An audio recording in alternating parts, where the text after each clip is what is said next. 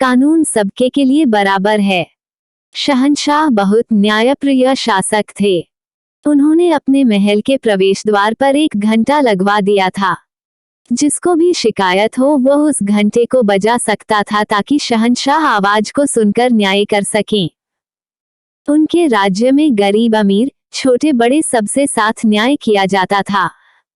शहंशाह की दृष्टि में कानून सबके लिए बराबर था। शहंशाह अपराधी को दंड और निर्दोष को क्षमा करके सबके साथ न्याय करते थे।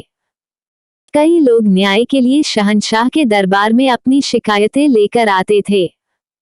शहंशाह की पत्नी नूरजहां एक दिन धनुर्विद्या का अभ्यास कर रही थी। नूरजहां ने कुछ चुने हुए निशानों पर ही तीर चलाए। अभ्यास करते करते एक तीर नूरजहां ने हवा में चलाते हुए नदी की तरफ चला दिया जो वहीं कहीं गिर पड़ा। इसके बाद नूरजहां अपने महल लौट आई।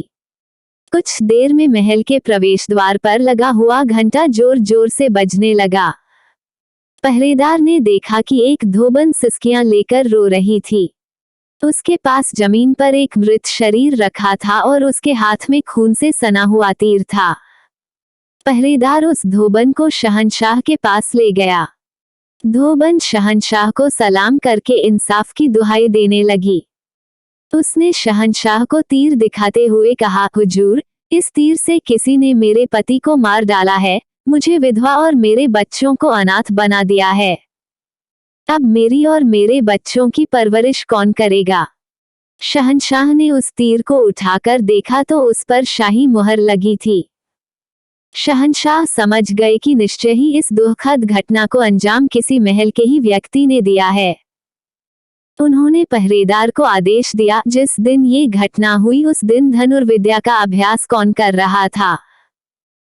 राजा का आदेश पाकर पहरेदार महल में गया और सच्चाई जानकर कुछ ही देर में वापस आ गया और बोला, हुजूर, उस दिन बेगम साहिबा धनुर्विद्या का अभ्यास कर रही थीं। शहंशाह ने तुरंत नूरजहां को दरबार में बुलाया। जैसे ही नूरजहां दरबार में हाजिर हुई तो शहंशाह ने अपनी कमरबंद से छुरा निकालकर धोबन को देते हुए कहा, तुम नूरजहां की वजह से ही विधवा हुई हो, इसलिए तुम इस छुरे से मुझे मारकर नूरजहां को विधवा कर दो। ऐसा करने से तुम्हें न्याय जरूर मिलेगा। शहंशाह का न्याय सुनकर धोबन बहुत लज्जित हुई और बोली, हुजूर, आपकी हत्या करने से मेरा पति जीवित नहीं होगा। फिर मैं आपके जैसे न्यायप्रिय शहंशाह की हत्या करने का पाप कैसे कर सकती हूँ? धोबन की बात सुनकर शहंशाह बहुत खुश हुए और राजकीय कोष से उसे आर्थिक सहायता प्रदान की। धोबन आर्थिक सहायता लेकर शहंशाह को धन्यवाद देती अपने घर चली गई। धोबन के जाने के बाद नूरजहां ने शहंशाह से कहा, आपने तो सचमुच बहुत खतरा मोल ले लिया था। यदि वो महिला आपके आदेश का पालन कर देती तो बहुत बड़ा अनर्थ हो जाता। शहंशाह ने कहा, यदि मैं मर जाता तो उस महिला को इंसाफ मिल जाता। एक बात अवश्य याद रखना, कानून सबके लिए बराबर है। शिक्षा इस कहानी से हमें ये शिक्षा मिलती है कि कानून की नज़र में कोई छोटा बड़ा नहीं है बल्कि सब बराबर हैं।